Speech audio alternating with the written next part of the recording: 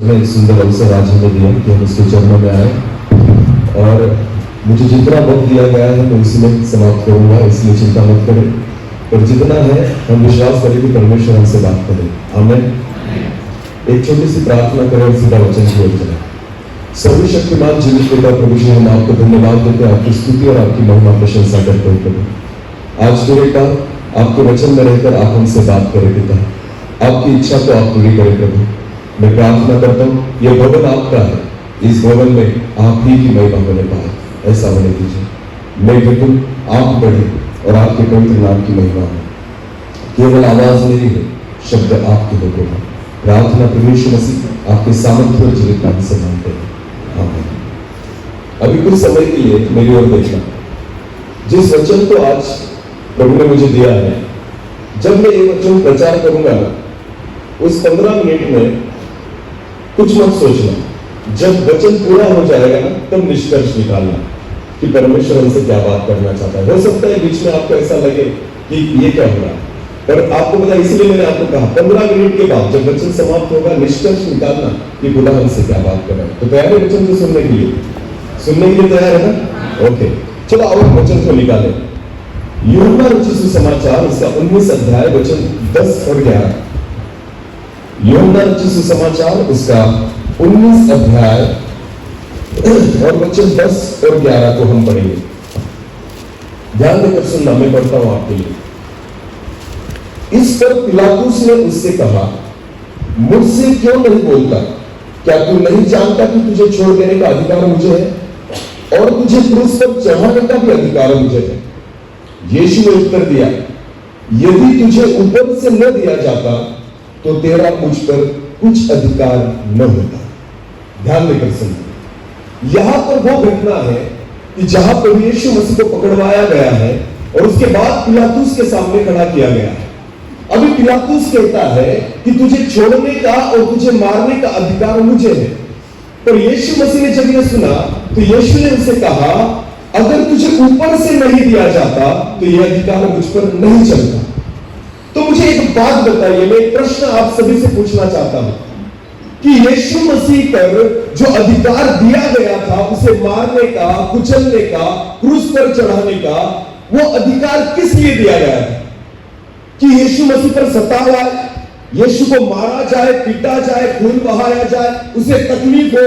क्यों यीशु मसीह पर क्यों अधिकार दिया गया था पिलातुस को? क्या है इसका उत्तर?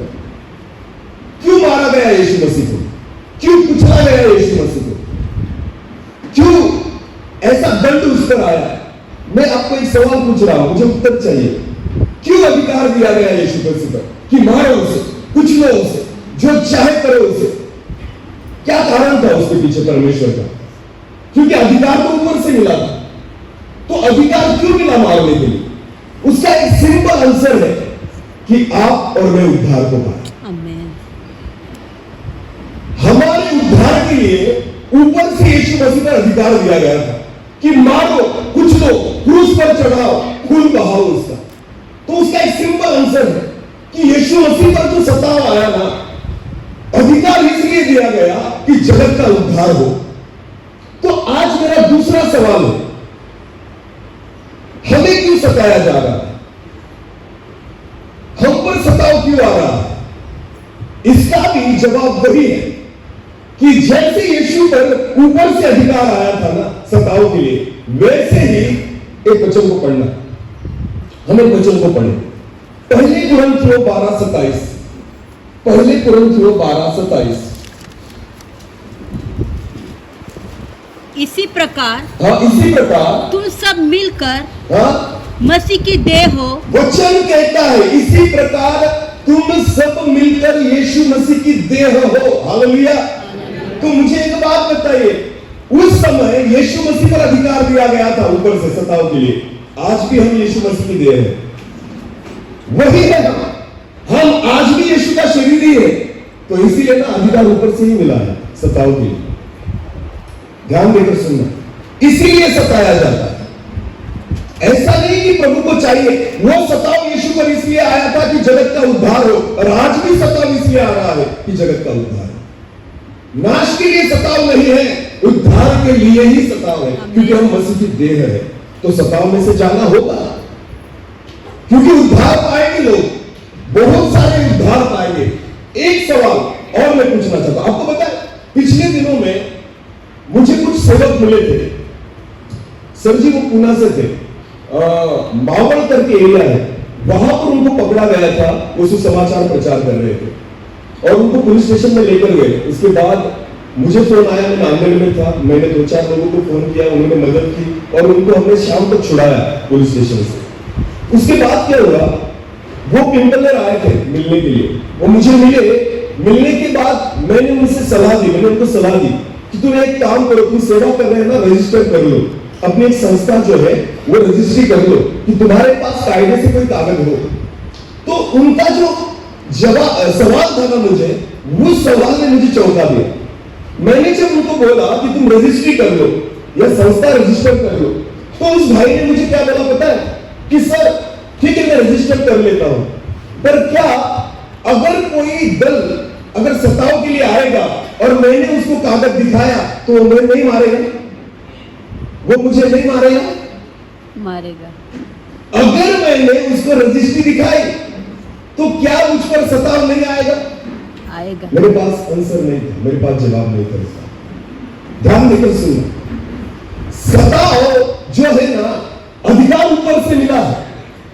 अभी ये जो रजिस्ट्री है ना, जो आज हम यहां पर सीखने वाले हैं, वचन में इसके बारे में भी लिखा गया है। एक वचन को पढ़ना, यूहन्ना रचित सुसमाचार उसका 18 अध्याय और वचन 19 से लेकर आगे। 18 यूहन्ना 18 वचन 19 से लेकर आगे। हाँ, तब महायाजक ने यीशु से उसके चेलों के विषय में, वचन कहता है तब महायाजक ने यीशु को उसके चेलों के विषय में, उसके चेलों के विषय में और उसके उपदेश के विषय में पूछताछ की। यीशु मसीह से पूछताछ की जा रही है महायाजक के द्वारा। आगे पढ़ना। यीशु ने उसको उत्तर दिया, मैंने संसार से खुलकर बातें की। यीशु ने उसको उत्तर दिया। अब यीशु उस याजक को उत्तर दे रहा है। आगे पढ़ना। मैंने आराधनालयों और मंदिर में जहाँ सब यहूदी इकट्ठा हुआ करते हैं सदा उपदेश किया और गुप्त में कुछ भी नहीं कहा। यीशु कहता है सारी बातों को मैंने खुले में किया है, मैंने गुप्त में कोई चीज नहीं की है। आगे पढ़ना। तू मुझसे क्यों पूछता है? तू मुझसे क्यों पूछता है? सुनने वालों से पूछ कि मैंने उनसे क्या कहा। देख वे जानते हैं कि मैंने क्या क्या कहा। आगे। जब उसने यह कहा तो ध्यान देकर सुनना। जब उसने ये कहा तो प्यादों में से एक में जो पास खड़ा था यीशु को थप्पड़ मारा। क्या तुम महायाजक को इस प्रकार उत्तर देता है? कि तुम महायाजक को इस प्रकार उत्तर देता। अभी मेरी ओर देखो, ये वचन बहुत ध्यान से सुनना। यीशु मसीह उत्तर दे रहा है, अपनी सफाई दे रहा है, पर बाइबल कहती है एक प्यादे ने उसे थप्पड़ मारा जोर से। फिर क्या हुआ? आगे पढ़ना। यीशु ने उसे उत्तर दिया, यदि मैंने बुरा कहा तो उस बुराई की गवाही दे। यदि मैं बुरा कहता हूं तो मुझे गवाही दे। आगे। परंतु यदि भला कहा तो मुझे क्यों मारता है? मराठी में लिखा है सिद्ध कर कि अगर मैं गलत हुआ सिद्ध कर, अगर मैं गलत हुआ गवाही दे, अगर मैं गलत हुआ सिद्ध कर। आज वही है, ये कायदा इसलिए जरूरी है कि हम लोगों को बता पाए। सिद्ध कर हम कहा गलत है, हमें बताओ हम कहा गलत है। क्या प्रभु का प्रचार करना गलत है तो सिद्ध करो। क्या कोई प्रभु यीशु मसीह पर विश्वास रखी है गलत है तो सिद्ध करो। यीशु को मारा गया तो यीशु ने जवाब दिया उसे कि क्यों मारता है। देखो सताव आएगा और हमारे पास जवाब, हमारे पास एक प्रश्न होना चाहिए उनसे, क्यों मारा, क्यों सताव किया। और ये तभी होगा जब हमारे पास कायदे से कुछ चीजें होंगी, तब हम पूछ सकते हैं क्यों मारा गया, क्यों सताव किया गया। और सताव किससे आया पता है आपको? याजक से नहीं आया, अधिकारियों से नहीं आया, प्यादों से आया। बोलो किससे आया? प्यादों से। किसने मारा यीशु मसीह को? प्यादे ने। आज भी प्यादे ही सता रहे हैं, अधिकारी नहीं सताते, प्यादे सताते। चर्च को जब आवाज करते हैं ना वो प्यादे ही होते हैं। ध्यान लेकर सुनो, आज भी सताव जो है ना वो प्यादों से ही आ रहा है। यीशु मसीह पर भी आया तो यीशु ने पूछा मुझे क्यों मारा? अगर मैं गलत हूं ना तो बता मुझे, मैं कहा गलत हूं। अगर नहीं तो मुझे मारने का तुझे अधिकार नहीं। सताव आएगा, पर हमारे पास वो सवाल होना चाहिए, मैं कहां गलत हूं? और ये जवाब आपके पास तभी होगा जब आपके पास कायदा से कुछ बातें होगी, जब आपके पास कुछ ऐसी चीजें होगी जो लीगल है, कि हम उस लीगल बातों को लेकर अगर चलते हैं ना, तो आप सवाल पूछ सकते हैं, क्यों मारा? हमारे चर्च को क्यों तोड़ा गया? हमारी प्रार्थनाओं को क्यों रोका गया? हमें सेवकाई का अधिकार क्यों नहीं देते? ये सारी चीजें हमारे पास होना जरूरी है, तो हम भी इस प्रश्न को पूछ सकते हैं कि मुझे क्यों मारा? Hallelujah, hallelujah. इसलिए मैं ऐसा नहीं कहता कि रजिस्ट्री करने से सताव नहीं आएगा, सताव आएगा, पर कम से कम हमारे पास सवाल तो होगा कि क्यों सताया जा रहा है? क्या हमारा अधिकार नहीं है कि भारत के नागरिक होने के तौर पर कि हम भी किसी धर्म को माने, किसी परमेश्वर को माने, हम भी परमेश्वर की आराधना करें? ये हमारा भी तो अधिकार है ना। इसलिए तो संविधान को यहाँ पर लगाया गया है, इसलिए तो हम हर स्कूल में संविधान को पढ़ते हैं, इसलिए तो राष्ट्रगीत को गाया जाता है, क्योंकि हम इसी देश के नागरिक हैं। तो कम से कम हमारे पास ये सवाल होना चाहिए, मुझे क्यों मारा, मुझे क्यों सताया, मैंने ऐसी कौन सी गलत बात की? इन सारी चीजों का उत्तर बाइबल में है। आमेन, आमेन। उदाहरण देकर सुनिए, यीशु को सताने के लिए ऊपर से अधिकार दिया गया था, क्योंकि लोग उद्धार पाए। आज भी कलीसिया यीशु की देह है, ऊपर से अधिकार दिया गया है सताने के लिए, और उसका भी कारण एक ही है कि कलीसिया उद्धार पाए। आमेन। ये होगा, और उनमें से हमारे पास एक सवाल होना चाहिए कि क्यों सता रहे हैं? और ये तभी होगा जब आपके पास कुछ लीगल डॉक्यूमेंट्स होंगे, कायदे से हम सीधी रीति से होंगे।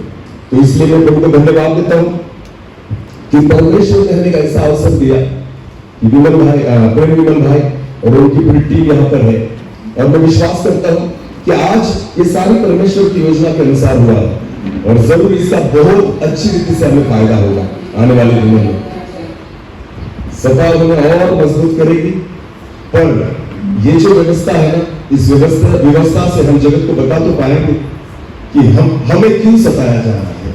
हम तो इसी देश के नागरिक हैं, हमें भी तो अधिकार है, हम भी तो ये बातें कर सकते हैं, तो विश्वास करें। और एक बात ध्यान देकर सुनना, मैं आखिरी चीज बोलूंगा, 1 मिनट बाकी मेरे पास। आखिरी बात, परमेश्वर को साइड में रखकर हम कुछ नहीं कर सकते, भले आप कितने भी बड़े। ध्यान देकर सुनो, बाबिलोन का घुमट प्रभु ने इसलिए पूरा नहीं होने दिया क्योंकि वो अपना अपना काम कर रहे थे, खुदा को बीच में उन्होंने नहीं दिया। मंदिर सुलेमान ने बनाया, वो परमेश्वर के लिए बना रहा था, इसलिए खुदा ने बनाने दिया। पर बाइबल कहती है यीशु मसीह एक बार उसके चेलों के साथ जा रहा था, चेले कह रहे थे, प्रभु कितनी अच्छी इमारतें हैं, कितनी अच्छी बिल्डिंग है, कितना अच्छा सुंदर काम है। तो यीशु कहता है ये सारी इमारतें गिराई जाएगी। क्यों ऐसा? जब परमेश्वर की प्रशंसा इमारतों को मिलती है, जब परमेश्वर की प्रशंसा दीवारों को मिलती है ना, खुदा खुद उन दीवारों को तोड़ देता है। ऐसी चीज कभी नहीं करना कि परमेश्वर की महिमा चुराकर हम किसी और चीज करें, तो खुदा अपने हाथों से इस काम को गिरा देता है। खुदा नहीं चाहता उसके नाम की महिमा किसी को मिले। आमीन। तो विश्वास करें, हमारे लिए पहला परमेश्वर है, उसके बाद सारी चीजें हैं। समझ में आया ना? और मैं विश्वास करता हूँ प्रेम भाई को भी खुदा ने यहाँ पर भेजा, वो भी तो परमेश्वर के बंदे हैं, और मैं विश्वास करता हूँ उनका उपयोग प्रभु उसकी सेवा को बढ़ाने के लिए और करे। आमीन। तो हम सब मिलकर एक लास्ट प्रार्थना करेंगे इस सेमिनार की, उनके लिए कि प्रभु को आत्मा से चला, अपने आंखों को बंद करें। सर्वशक्तिमान जीवित पिता प्रभु जी, हम आपको धन्यवाद देते, आपकी स्तुति और आपकी महिमा करते हैं। प्रभु आज आपके वचन में रहकर आपने हमसे बात की है, यीशु मसीह पर ऊपर से अधिकार मिला था, इसलिए उसको सताया जा रहा था। आज कलीसिया यीशु की देह है, और इसलिए हम पर भी ऊपर से ही अधिकार है प्रभु। और पिता, जैसे यीशु मसीह ने एक सवाल पूछा, मुझे क्यों मारा, वैसे ही आज हम उस सवाल को पूछ पाए, हमें क्यों सता रहे हो। इसलिए प्रभु जी आज इस सेमिनार का आयोजन किया गया है। मैं प्रार्थना करता हूँ हमारे भाई प्रेम विमल के लिए और उनकी पूरी टीम के लिए प्रभु, जिस उद्देश्य से आप उन्हें यहाँ तक लाए हैं पिता, आपकी आत्मा से चलाए प्रभु। जो जरूरत है इन दिनों में आपकी कलीसियाओं के लिए, आपकी सेवा के लिए, आपका राज्य बढ़े, आपकी सेवा बढ़े प्रभु जी, लोग उद्धार तक आए पिता। और इसलिए प्रभु जी जो व्यवस्था हमें दी गई है, उस व्यवस्था को हम इस्तेमाल कर सके प्रभु, इस ज्ञान से हमें इस ज्ञान की समझ पाने के लिए आप आपके दास को आज आत्मा से भरकर चलाए, आपके ज्ञान से भरकर चलाए। जो जरूरत है पिता उनको आप यहां पर पूरी करें। और मैं चाहता हूं इस भवन में केवल आप ही के नाम की महिमा हो और आप ही का काम हो पिता। धन्यवाद देते हैं कि आपने हमसे बात की है। सारा आदर और सारी महिमा जलाल जो आप ही की है, आप ही को देते हुए प्रार्थना प्रभु यीशु मसीह आपके सामर्थ्य और जीवित नाम से मांगते हैं। आमीन। Thank you so much.